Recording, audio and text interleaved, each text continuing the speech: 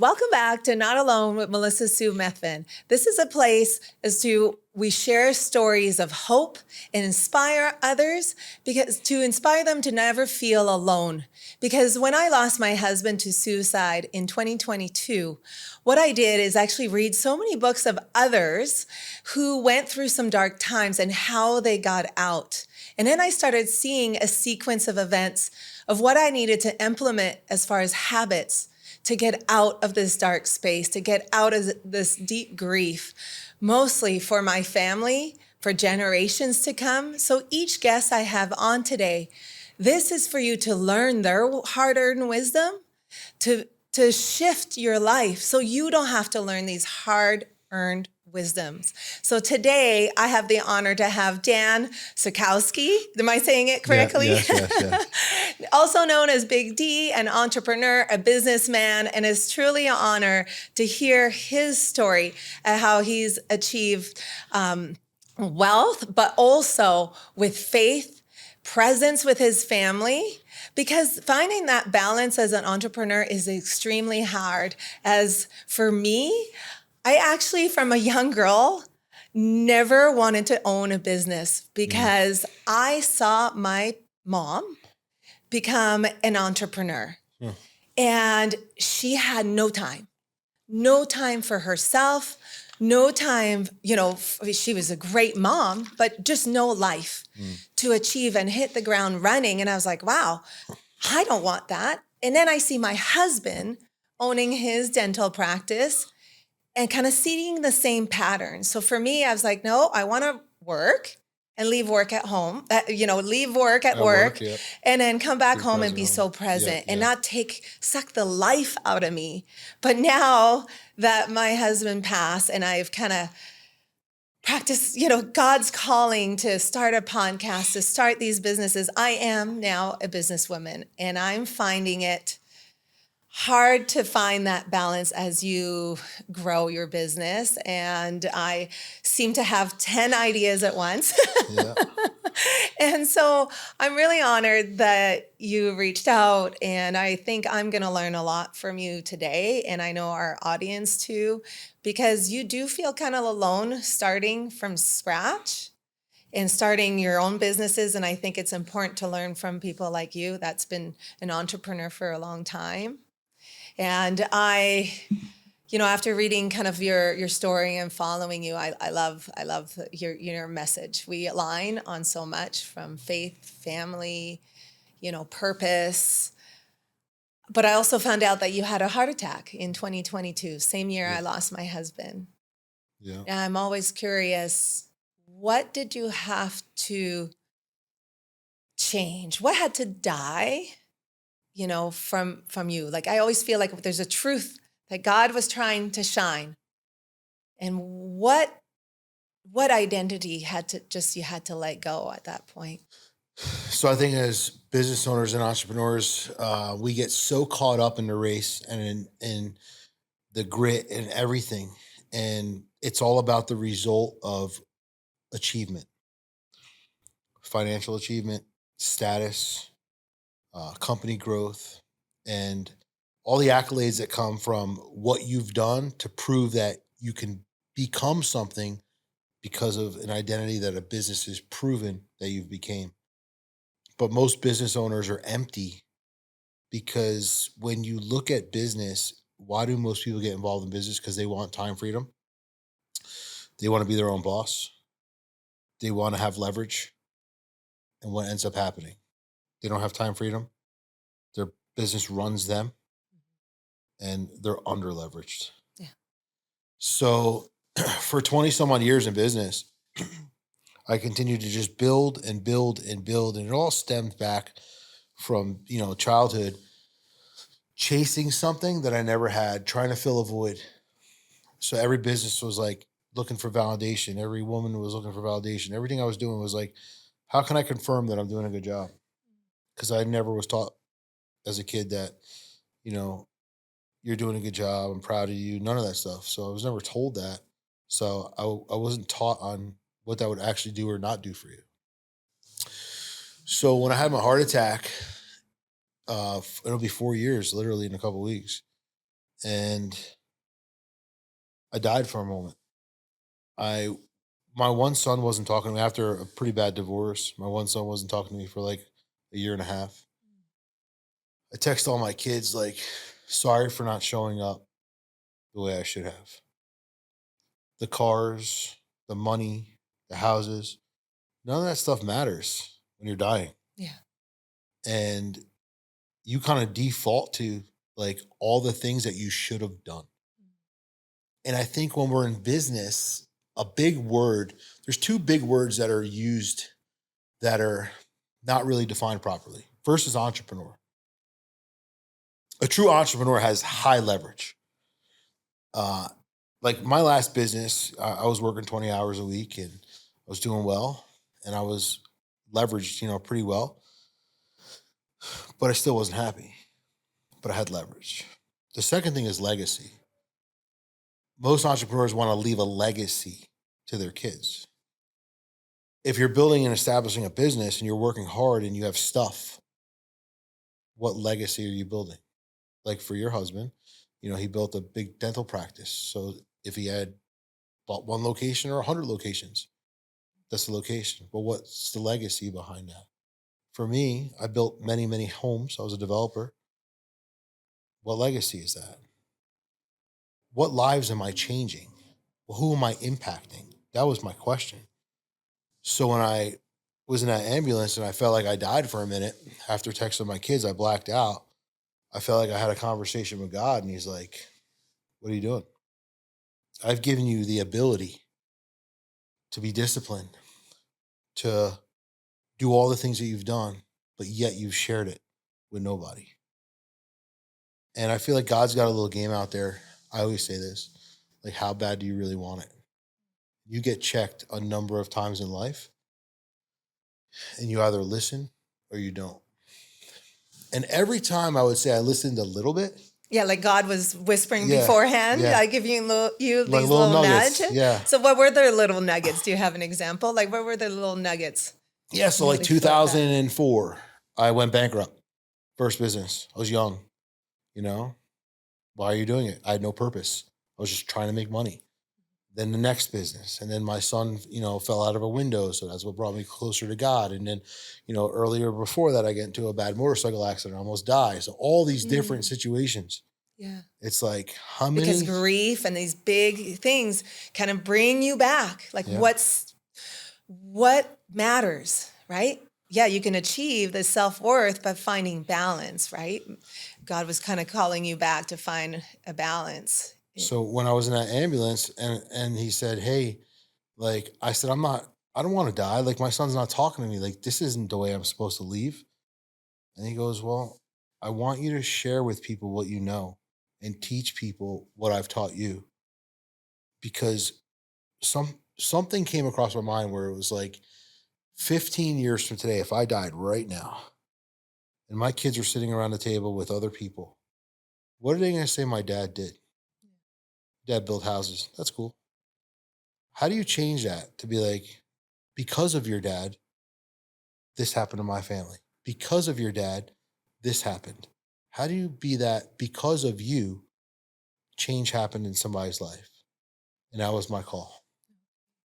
And how do you do that now? Because you liked, obviously you enjoyed developing and it provided, income and provided obviously, wealth for you, for your family.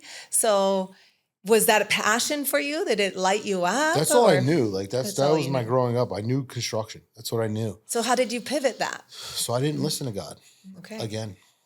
And 2 years later, I found myself in a $3 million lawsuit because I didn't listen to God. And when that $3 million lawsuit comes about, he's like, are you going to listen now? Wow. And at that time I realized I get goosebumps because, sorry, I didn't want to interrupt you, but I'm getting goosebump confirmation because this is exactly the story my husband was dealing with. God kept on knocking. He talked about a lawsuit. That happened for 7 years for us, with his own brother, right? And so God was knocking nonstop. So I hope people are listening because God will try to bring you back constantly. And they're little nudges. They really are. We always resort back to comfort. Yes. That's our problem. Yes. We don't ever want to be uncomfortable. We don't want the unknown, because the unknown doesn't really tell us what the outcome is going to be. If we just keep doing what we've always done, we know what's going to happen. We're just going to make money. We're just going to support. We're going to do our thing. But after that lawsuit was there, it was like, all right, like, I mean, dude, listen. And at that point, I was like, all right, I surrender, and I'm going to get rid of all my companies. And I'm telling you, the last 3-4 years of my life, I've got no stress. I've got no anxiety. I've got no worry. I do not make the money I used to make, but I do not have the problems I used to have. Yeah. So you have peace now. I have peace, which we all thrive for. Yeah. Right. That inner peace, and for your family. And tell me, that inner peace now that you have, has it helped mend your relationship with your son? Yeah. My son's been back for 1.5 years. He just showed up. My son now today is a business owner, calls me for advice, talks to me, connects with me, spends time with me, which he didn't do before. But when you come to realize that money and status will destroy you, because people say like the love of money like is crazy, but the love of money will destroy you if you don't respect it. We are supposed to have money. It's biblically stated that we're supposed to be wealthy, but your wealth is your health. Your wealth is your family. Your wealth is everything combined in your life. It's just not financial only. Money is it's a byproduct of what you do and how you show up. And if you want it to continue to be there, then you got to keep showing up at your best self. But when you're showing up every day just to have the thing and to do the thing and to look like life is picture perfect, eventually it'll all fall apart. It'll fall apart. Yeah, that happened to my own family, right? That happened to Scott and I. We were picture perfect. I almost called my book Picture Perfect, because the cover, The Truth Behind the Smiles, is our family picture. But I remember exactly where we were at then. And if we were falling apart. But yeah, we had the beautiful home in Alaska. We had the great office. We had a boy and a girl. And, we hid so much behind the smiles. But I do remember telling my husband, as I saw slowly trickling and things kept on compounding, like you said, God was giving signs. Even one day, he slipped and fell and hit his back. And so did another family member that they were fighting. I was like, whoa. God was sending a message to both of them. Put the egos down. Yeah. Stop fighting. And I saw that ripple effect in our family as well, when it was never almost enough. I'm like, I kept on telling Scott, I'd rather have you as a husband, healthy. I'd rather downsize, do all that, give it all away if you can be present for me and for our children, right? But that focus, I think, is really hard. And I think you are right. It's a childhood thing, right? The self-worth, never good enough. Maybe having to show dad, look at me. I can do it too. It's addiction. Yeah. And, Okay. you're addicted to whatever it is that fulfills you until the moment that you realize it will never fulfill you. Mm. And most business owners say, and he may have said, I'm doing it for you. I'm doing it for my family. Mm-hmm. But what do you get? You get what's left. The aggravation, the stress, the no time. Yeah. And when I coach entrepreneurs, it's the biggest thing is like the first 90 days I work with you, I really want to figure out why you're the problem, because you're not going to tell me that you're the problem. Yes. And when I figure all that out, it all stems to some sort of fulfillment or something that feeds them, but yet still keeps them hungry. Okay. It might be, I think for my husband, that feeds them is seeing the dollar, coming in, right? The production. And so he feels like he has to keep up to that. Yeah. But his health declined, never took time to take care of himself when it comes to exercise and, eating well. And so, yeah, I could see how that focus, and now also I can apply it where I'm at now as a business owner, as I'm implementing my podcast, the Calm Chair systems, the God Blueprint, all of that I'm trying to just launch.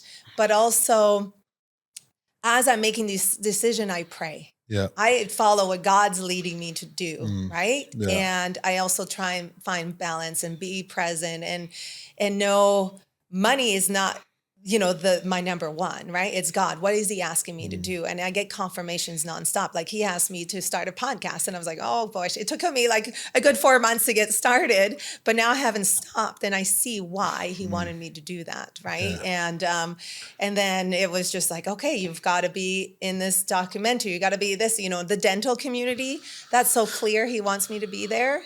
It's so clear. He makes it kind of opens these doors. Do you see that for Yeah. yourself right Always, now? always. Yeah. Now that you've made that shift, that he'll just almost make it, like you said, you create more peace. So there's more an ease to it. It's less grind. Yeah, I work a lot. You grind, there's a purpose, but it's different when it's aligned with faith. Before, it was hard to let go because when you let go of something, it's hard to trust the unknown. Yes. Because you're so content with the life that you have, knowing that like, if I just need more, just do more of this. If I just want more, focus here.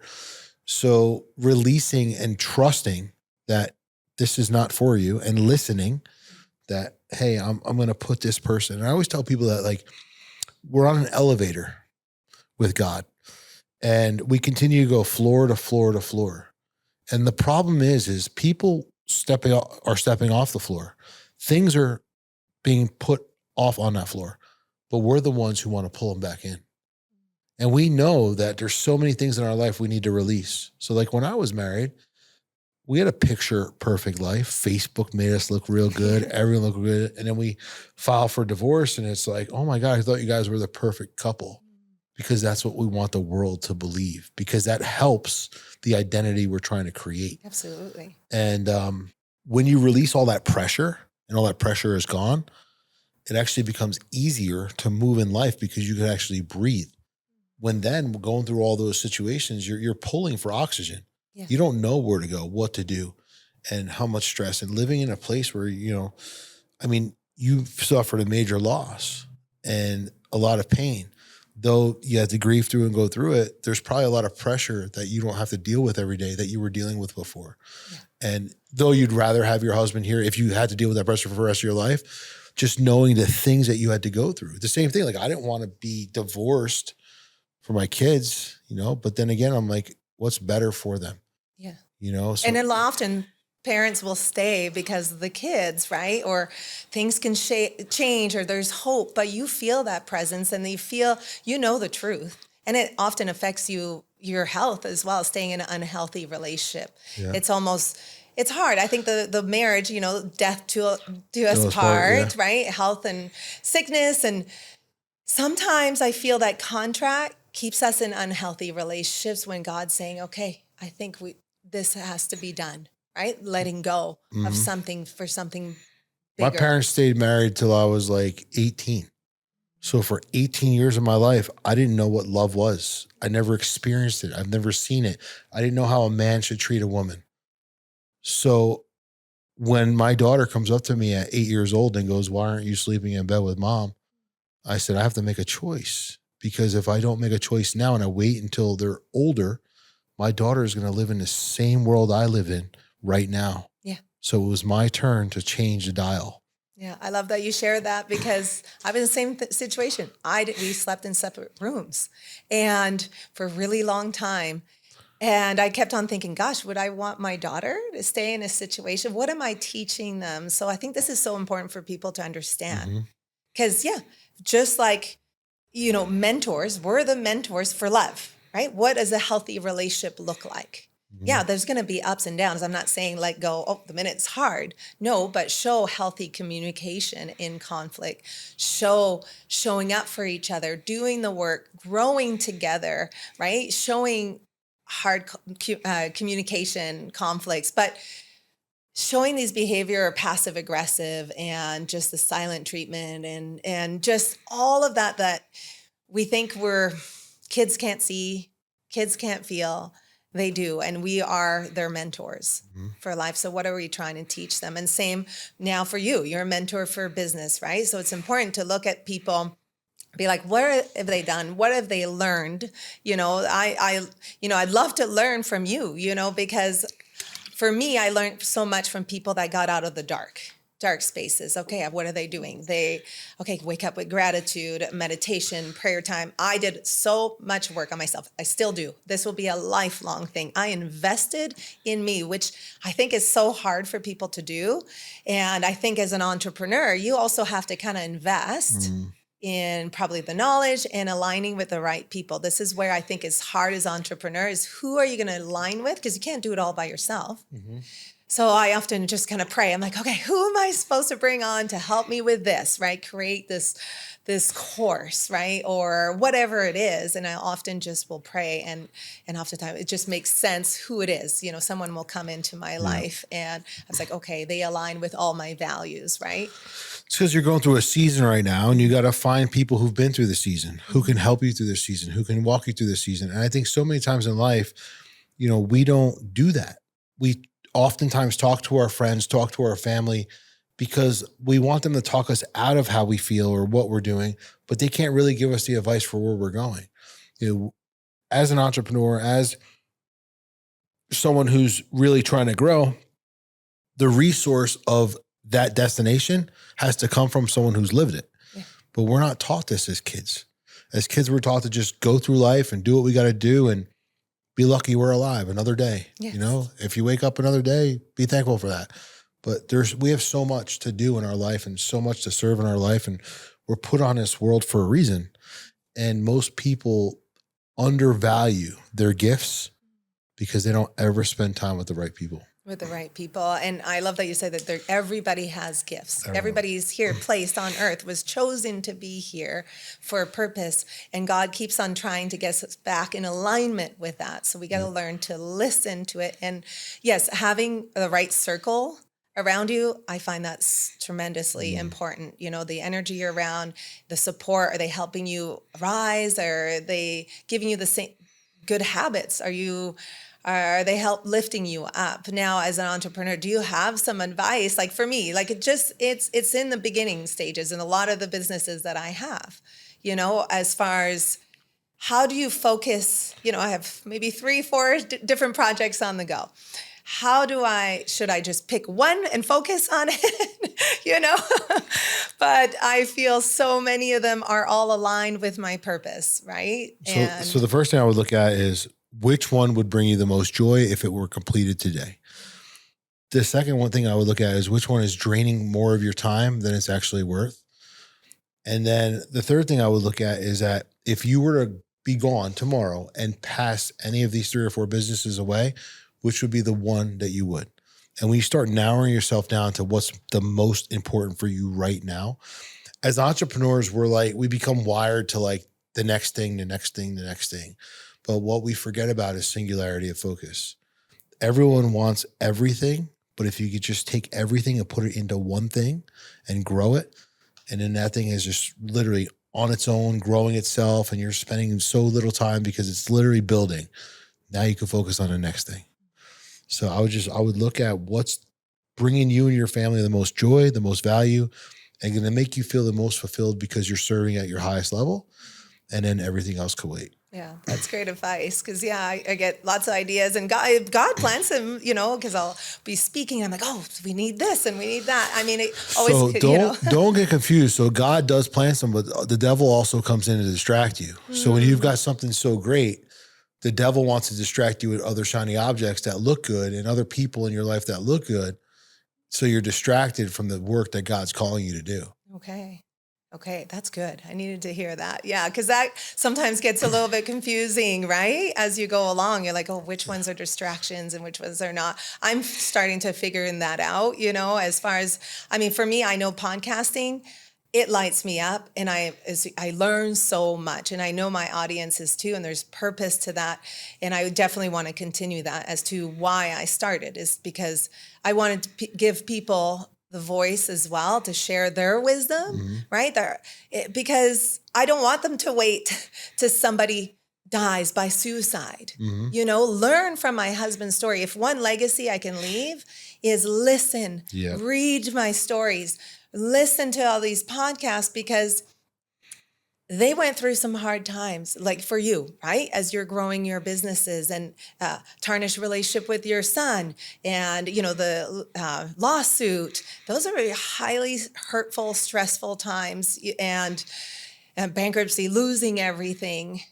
But there was little signs beforehand. If we can all learn from that and incorporate them, I think it's hard sometimes. People will know the truth. Like, for example, I speak so much truth about your health, what's out there, what's causing us to have lots of inflammation. And I have a lot of dentists on just shining the light of the shift we need to do for dentistry.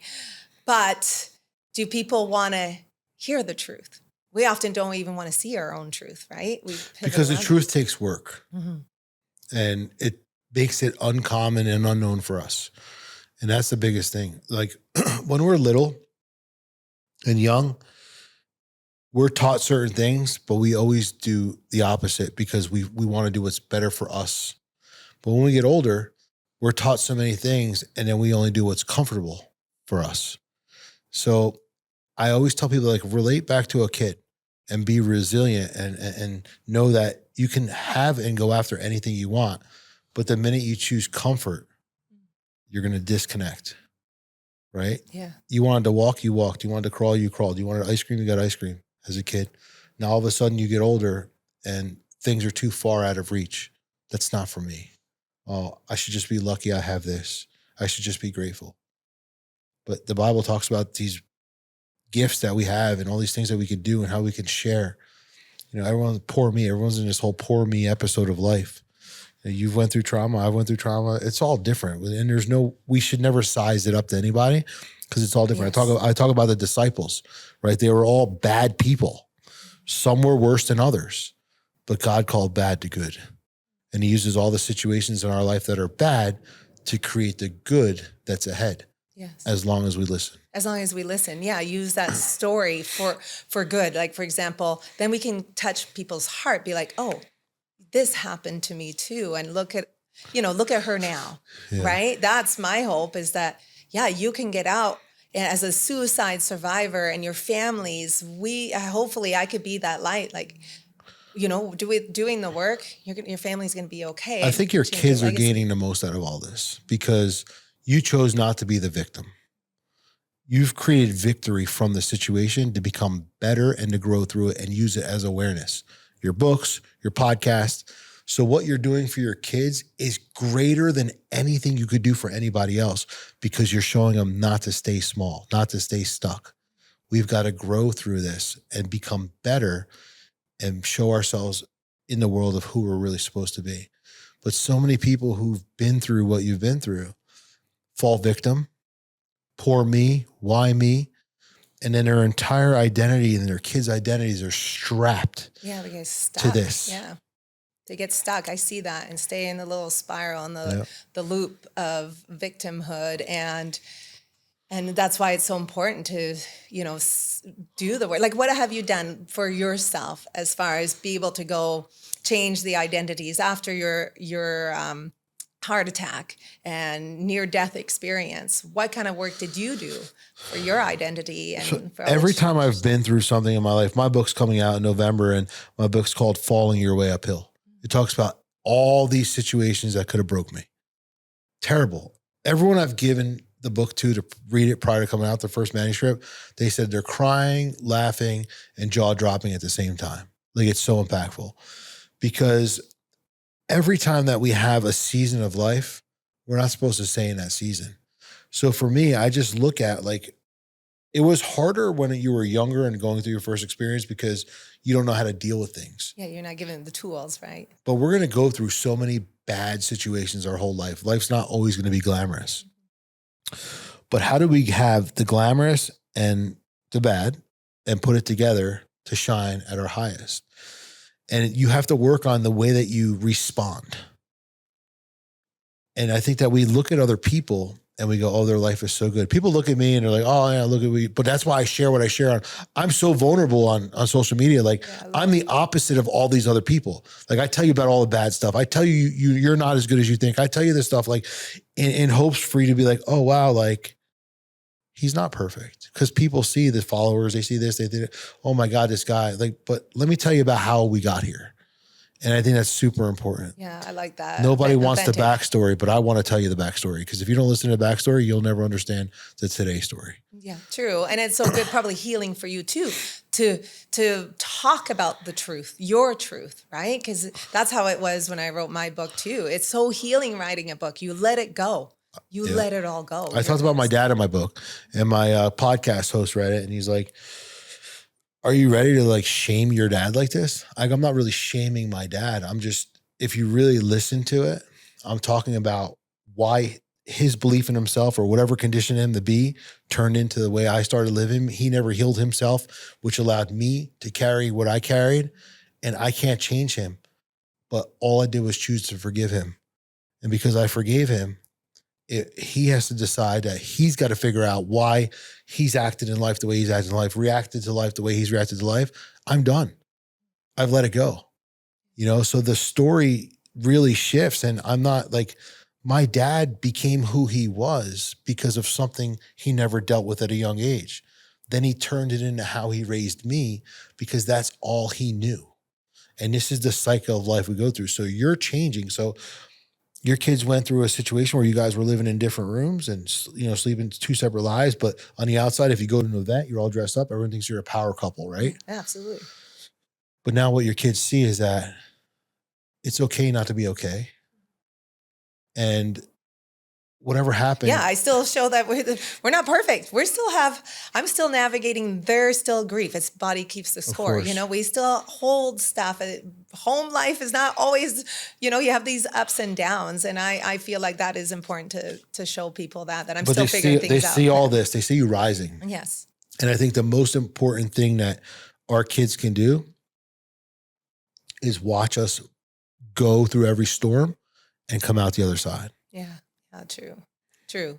That you can still come out. You got to do, get out of being stuck and do the work. And for you, shining the light of, the upbringing and how you're changing the generation because you're doing all the work. And were you always like faithful as well? Like, how did God come into your life? Were you raised? So I was raised Catholic. I call myself a recovering Catholic, as I say as a joke, because I think that everyone's raised Catholic because you're told that you should be. Yeah, I went to Catholic school. Yeah, me too. But we don't understand nothing, until we actually want and desire to understand it. So I was disconnected from God for probably a good 10 years. But I don't think I was ever really connected. I just did the thing because I was supposed to do the thing. Yeah. But if you asked me a scripture, or you said something to me, or I would tell you, hey, if you sin, you go to hell. If you do good, you go to heaven, because that's what you're taught. But that's far from the truth. 2007, I had an incident happen where my son was 18 months old, fell out of a window. Oh, wow. And I had met a couple of guys a couple weeks prior, and they came to the hospital. I didn't even know these guys. They came to the hospital, spent some time with me, and they called me to God. They're like, I'm like, how can I repay you? They're like, you need to go to church and just give it back to God. And, it took me a couple different visits, a couple different places. And they were strangers that came? I met them like literally one time a couple weeks prior, but they were big Christians. And I was supposed to meet them that Saturday morning. And when they found out something happened to my family, they dropped everything and came, because that was more important. So when you have actual people who are connected to God in a real way, and really, really disciples, and like pour hope in other people, they show up when you never know. And it happens in life, but we reject it. How many times have people tried to talk to you over the years about God and this and that? But you're good, because you know what? Number one, you know them for who they are and you don't want to listen to it. And number two, you're not ready. I wasn't ready, but I went to service at 3 or 4 or 5 different places over a course of a couple of weeks. And I go, I need to be here. And it changed my life. Change your life. Yeah. I can feel that same thing, after going to Catholic school. And then there's things that didn't align or make sense to me, in high school. And I fell out of it too. And my husband was not raised in faith as well. So we were just not really practicing it. I believed in other spiritual, and that definitely we're not alone, always have been very extremely intuitive, but definitely God was showing up. I started seeing, once I living in a relationship and starting having health issues, I knew the one in particular is once I got a cyst in my vocal cord and I was sounding like a smoker. And then I had to get a surgery to get it out. I couldn't speak for about 3 weeks and use a whiteboard to like communicate with my little wow. kids. And I was like, oh, okay. And I had to sit in silence. I'm like, God is telling me to use my voice because I wouldn't share anything that's going on at home, because, we live in a small community, like how it can impact us and all these things. And so it was very clear that he was knocking and I was starting to listen. And so it drew me closer and I started wanting to take the kids to church with me. Scott wouldn't come. And how important I think it is to incorporate that in your life, to That's find an a important way. fact of what you just said is like, you didn't want what other people are thinking about you a certain way. And that's the biggest problem in this world. And that's why people reject what they're supposed to be and where they're supposed to be is because they're more worried about what the outside thinks than what he thinks. Yes. And until you are like, you know what, it doesn't matter anymore. I need this. I need Mhm. to come to peace. I need something better. Life won't change for you. But we live in a society where it's if they don't think it's right or they're gonna look at me different, I just rather not do it because that's uncomfortable for me. Yeah. But we've got to be extremely uncomfortable. And the people you spend your time with now after your husband's passing compared to before, I guarantee is a totally different group Oh, of it people. is. Yeah, it is. Yeah. The light shines differently. Mhm. You wake up differently. The things in your life are all different, Yeah, but it it's is. because of the perspective of the people around you and the association of people you're with, where they're not judging you, they're not looking at you, they're there for you, and they would have been there for you before, but you just didn't want to connect with them because it was unknown. Yeah. Yeah, no, that's true. And I think it's important for people to understand that and to feel if they're feeling the nudge to do some changes and they're afraid that it just be confident because they will open up new friendships. They will open up new opportunities and keep Mhm. trusting because yeah, it was scary to just make some big moves, from moving here from Alaska and not knowing anyone. But what was like the scariest move for you? Selling all your businesses? No, the scariest move for me was trusting God, and like and every time you come back and you read it, it's like you've tried to do it yourself. You ready yet? You try to do it yourself. Are you ready yet? Because He is not going to let you fall on your face all the time, but He is going to let you fall on your face when you need to. So it's getting rid of comfort and knowing that on the other side of discomfort, there's such glory behind it. But we want to stay in a place in life where we don't want to be uncomfortable. We don't want to change. But for things to change, things need to change. And you've got to accept that. So it's really humbling yourself and putting your pride in your back pocket and accepting the fact that everything you've done up until this point is not giving you the best of what you can be. So you have to decide, are you willing to trust it now? Or do you want something else to happen? So I had so many something else is happening that I'm like, all right, I'm good. Yeah. So right now, what are you doing to stay so aligned and that peace? Well, Because I I'm mean, sure a lot of opportunities come forward to you, yeah, there's right? everything, but where everything before every shiny object, every good business opportunity looked good and sounded good. Now it's like, all right, pray about it. He'll give you a sign. Don't make quick decisions where before someone says something, oh, sounds good. Yeah, let's get together. Now I just need to listen. I need a little bit more information. Let me think about it, and I'll get back to you. Give me about a week to get back to you, and then I pray about it. And should I meet with someone? Should I not?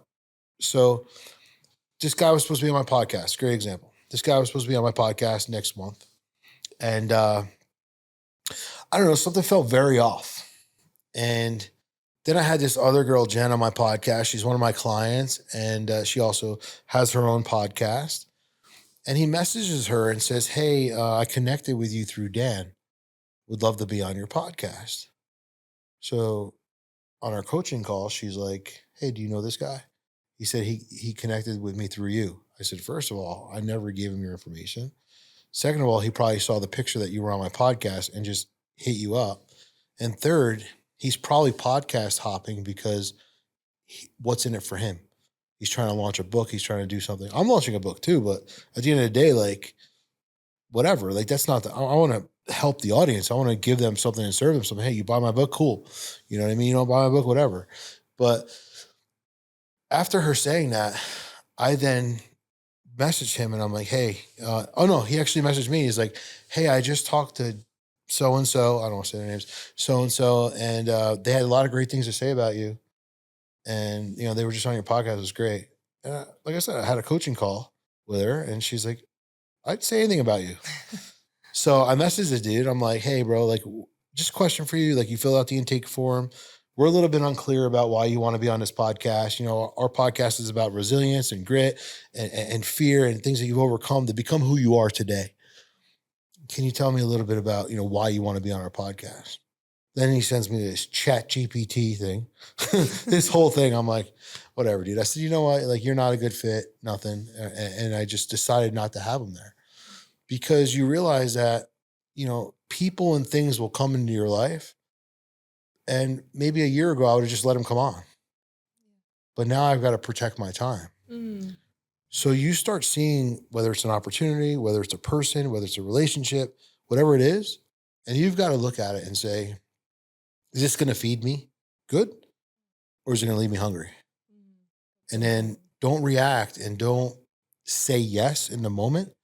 Take it back to God and ask him, is this for me or is it not?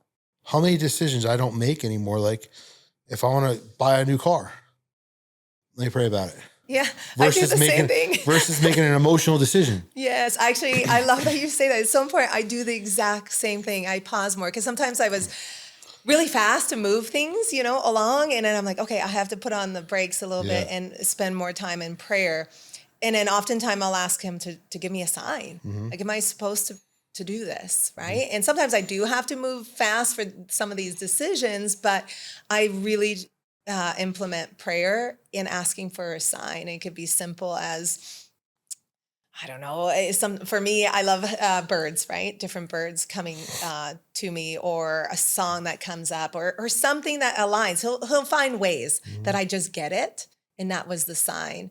And I love that you do that as well, because once you see proof of that alignment, like you also listen to that intuition about that gentleman that you shared, right? Mm-hmm. And I think that's so important for people to trusting their intuition leading up to business and their lives as well, because sometimes you'll get that nudge and you're like, something feels off.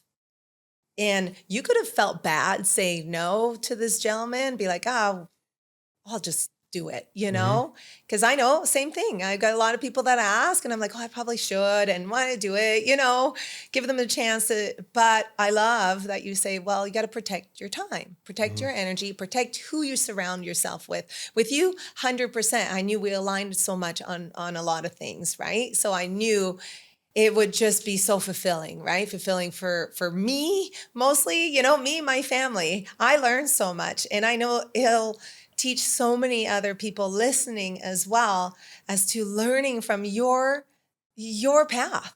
Mm-hmm. We need to do that. We need to share that. We're not going to learn that, at school right now. No. We're just not. And so this is life school. And I think most of us were not given those tools as a young, boy and girl, because oftentimes for generations, it was like, don't show emotions. We got to provide for your family. For women, just stay quiet. I know for my lineage of women is like, stay quiet, just appease and overgivers. But that has to stop. We got to find a balance. And I think it's important to be cautious who we are present with, how we make decisions, and to pause. The lesson is to be less reactive, because so many people are so reactive to the moment, to the thing. And just take a minute and pause, and you're not going to crash and burn if you actually look at it and keep your eyes wide open. Yeah. I'd love for you to share like how you kind of signal something. You're like, watch out, the devil will come with little shiny things, along the way. And I'm like, gosh, I know this. And that's why I try and protect even just my whole body, like health wise, so that I'm so filled with so much light, and I'll be able to be intuitively so clear to see it. Cause sometimes I'm not so clear to see that. And I loved Do you have examples where the devil was kind of shining something shiny, just maybe something recent in the last couple of years, and you're like, no, I see that, and took a different path? Yeah. So it could even be a relationship, where someone comes in your life and you're like, oh, this person's cool. We align so well. But then you go, do we? You might think you do because, hey, the person's a joy to hang out with or spend time with, but what are they really doing for you? Where are they really bringing you? And I think a lot of times people enjoy the comfort of companionship and, having someone go to dinner with, go to the ball game with, go whatever. But how's that person lifting you up?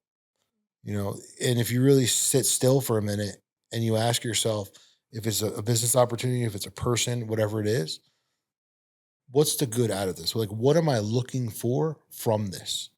Instead of just being active in a moment. It's like the sugar, right? You want to eat the sugar right now because it's going to make you feel good right now. But then after you eat it, you go, why did I eat it? Yes.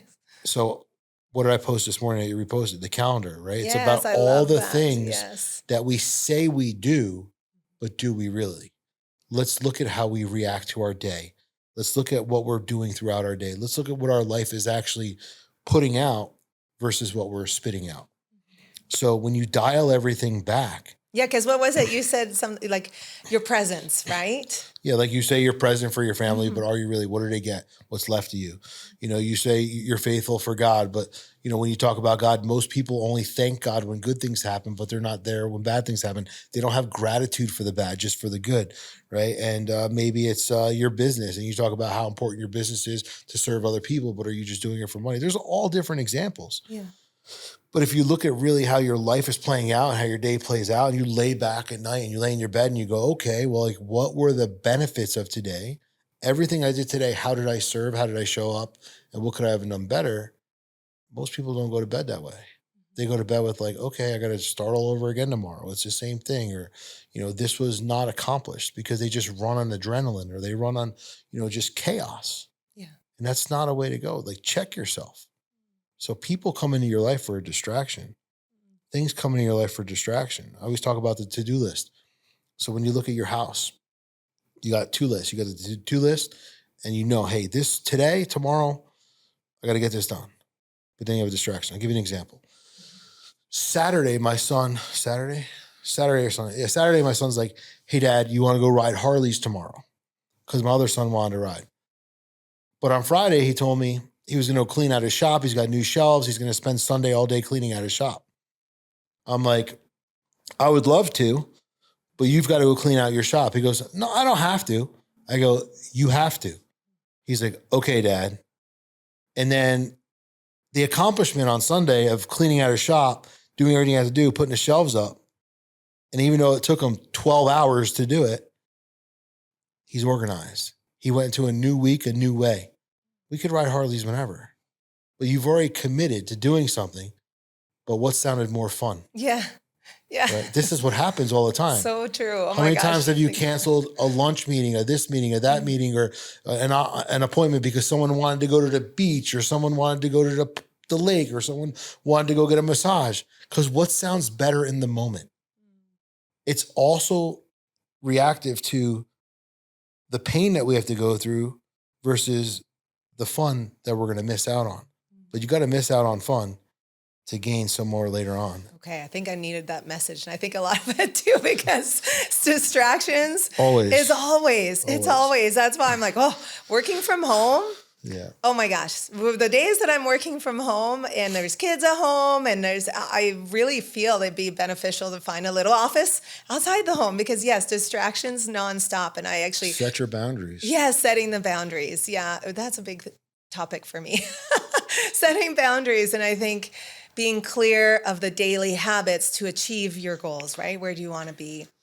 And what would be the most fulfilling? So staying focused, I think, is very important. I think Earlier on, you talked about balance. Mm-hmm. There's no such thing. Okay. So, and I teach this to all my clients. It's not about balance. It's about importance and order of importance. Why are you in business? Well, I want to do good for my family, serve good for my family. Well, what comes first, the phone call or the family? Well, if your kid walked into your office and you were on the phone, would you say, one more second? Or would you tell your client, hey, can you just hold on for 1 second? Hey, what is it? What do you need? Most people wouldn't do that. 1 second, 1 second. So what are you telling your kid? This is more important. But then you're telling me that you're doing it for your kid because you're out of order. But if you were really doing it for your kid and you were present for your kids, when you tell your kids you're going to be present for them, they're not going to come and bother you when you're working. But they're only bothering you when you're working because you don't give them the time they need when you're not. This is most people. So this is all coming back. So why are you doing what you're doing? Are you really? Well, let's dial this back. And then I just reverse engineer everything in their life. And they go, shit. And I go, oh yeah, I've already had some moments. Yeah. Oh yeah, that was me last week. Telling, oh no, the kids, we just got back from vacation. I got to hit the ground running. And they're, mom. And I'm like, no. So that was definitely me, for sure. Whereas, so what do you do next time? Next time you go on vacation, you give your first day back, a first half day to get reset, let your kids know, hey, when we're coming back from vacation for the first couple hours when we get back to home, we're going to get reorganized. But I do need to spend the next 4 hours from this time to this time just working. So anything you need from me, let's do it before and then we'll do it after. Yeah, I like that. And just kind of get them engaged and get them understanding. My kids know like, hey, and I told my kids, like I texted them, I don't know, maybe a couple weeks ago. We were at the shore and, we were sitting there and everyone was on their phones. And I just let it go for that day. The next day I texted them, I go, can I ask all you guys a favor? They're like, what? I said, when the four of us are together, all in the same room, just put your phones down for like half an hour and just be present. Even if we're just watching TV, even if we're not doing anything, just be present. And I just want you to tell me how that feels. Because we let the world control the outcome that we get versus us controlling the outcome that we want. I think that's a big battle for a lot of families with the phones. It's everyone, right? Because they see us, having to be on the phone a lot for work and this and that. So they're like, well, I want to be on this, but to be mindful, to be present and putting away, I guess we have to show that example too, right? Where how many times you talk to somebody and they're on their phone, they're texting while you're talking to them. Mm-hmm. I stop talking, I walk away. Yeah. You're not going to give me your attention. I'm not talking to you. Because at the end of the day, like whatever you're texting and whatever I'm saying is going in one ear out the other. And that's more important right now. So, and you teach your kids that. How many times have your kids been in front of someone and not knowing, consciously knowing, but they're checking Snapchat or something while someone's talking to them because they don't know any better. Yeah. So you got to let them learn. You don't scold them for it. You say, hey, listen, so-and-so was talking to you. When you're talking, you just try not to look at your phone because the way they feel versus what you think is important, what they're telling you is important to them in a moment. And then you can go back to that later. It's not going to go away. Your friends aren't going to run away. Snapchat's not going to go unopened forever. Like you can always get back to it, but just stay connected with the moment. That's something I've always tried to teach them. No, that's important to stay connected because so many of us are so disconnected now. I think for young kids too, because they're in front of the phone and the parents are working and whatnot. And it's just, it's kind of sad but if we can showcase them to just put it aside when somebody's speaking and these new habits, the reality is they're going to have phones, mm-hmm. right? So how to implement these boundaries for them that they can learn these tools at a young age. So then when they are working adults, they'll know to be present as well, find. I just say, what do you think? How would you feel if you were talking to someone and they were looking at their phone all the time, but you had something you really wanted to tell them? But they weren't listening. You thought they were listening, but they're not really listening how would you feel? Well, that's how they feel. And I challenge people all the time. Like I love when I'm on an airplane, because usually like you have an opportunity here. And when people are on an airplane, they want to have their ear pods on and not be distracted. For me, I'll keep talking to you until you take your pod out of your ear till you want to start having a conversation. Like we got to sit next to each other for the next 5 hours. Let's talk about something. Yeah. Right? You know what I mean? Well, you'd be fun to be sitting beside and talk, right? Everyone thinks I'm intimidating, right? So then I sit there and, you're in first class, like, who's this guy? How did he get up here? Is he a prisoner? Who knows what's going on with this guy? But I challenge them. Like this last ride out here, I had like a young Asian girl next to me and the whole time couldn't even talk to her. Like, just, hey, what are you doing? Where are you traveling for? Nothing. Couldn't say a word, but young generation. But if I catch someone who's older and in business and can have a good conversation, they're actually genuinely excited that you're interested in knowing about them. So what is it that you do? Why are you traveling? What's bringing you to Arizona? When you start asking, well, why are you asking me this? Well, I'm genuinely interested in why you're doing this. And nobody ever stops to do that. Yes, which is sad. But yeah, we have to kind of come back to simplicity. It's almost like, don't bother me. Yeah, You know? yes, exactly. Which I think we need a big shift in all aspects of life, coming back to true connection and talking. And same, we've seen how it impacts, entrepreneurship, the family. So that needs a big shift too, because we've seen too many burnouts, too many people, families falling apart because of it. So you're creating that big shift in that industry. Same with the dental. So I feel like we're seeing that the life has pivoted too far away from God's plan, right? God, honoring earth and being good back to our soil and everything, our nutrition. So just that alone, that example of human connection, we've lost touch, right? And now, of course, with the AI and everything, right? There's benefits, there's good and bad, but you're bringing back just a simple thing. People hate it. I'm a connector. Everywhere I go, I want to talk to everyone. I just want to talk to you. I want to know what's going on. Like, I'm not going to be like antisocial. Yeah. I want to talk to you because you never know. If you think about childhood and you think about some of your friends and some of your best connections, how did you meet them? Conversation. Yes. And when you actually have conversations with people, you realize that like your problems are so small. Absolutely. But we sit in this bubble where it's like, we don't want to say anything because we come victim to our life and this is it. Yeah. I love it. There's such beauty. I feel like I could talk to you forever, but is there like a last message to people just from your life? I know you new book coming out and how they can, just follow you. I mean, your content is fantastic. You have your own podcast as well. And just to inspire them to live a life. I would just say, don't give up. Like, don't think that you're at a point in life where you've hit the ceiling. Most people don't ever reach their greatest potential until after 40, 50 years old, until some kind of life situation, until some kind of life tragedy. Why wait for the tragedy to happen to change who you are to become? And I always tell people, like, I didn't know the day I was going to be born. I didn't know the day I was almost taken away. But what I do know is that I didn't fully control that hash in between. Now, the only thing I have is the joystick for the rest of my life that I'm here. And that could be today. It could be tomorrow. It could be 100 years from now. But I can only live in a moment and control going forward, backward, or staying in neutral. And I'm the only one who can control that.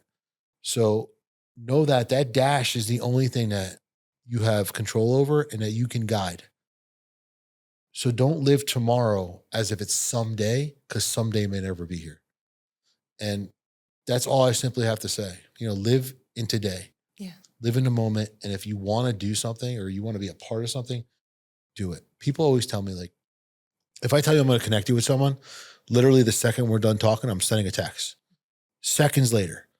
And they're like, you're very quick. I'm like, because if I say I'm going to do it, I'm going to do it. I don't want to be like, oh shit, I forgot to do that. I would rather just do it. How easy is it to get it out of the way and just do it? And this is life. This is evolving. But most people don't want to evolve. Yeah. They don't get out of the comfort zone. Yeah. But even there's benefits to the mind, the brain, getting out of the comfort zone all the time. Because the beautiful thing, once you do get out of the comfort zone, you're so proud of yourself. Yeah. You're like, oh, I did it, and then you crave more and you learn to trust it, right? Like you said, the hardest part was trusting.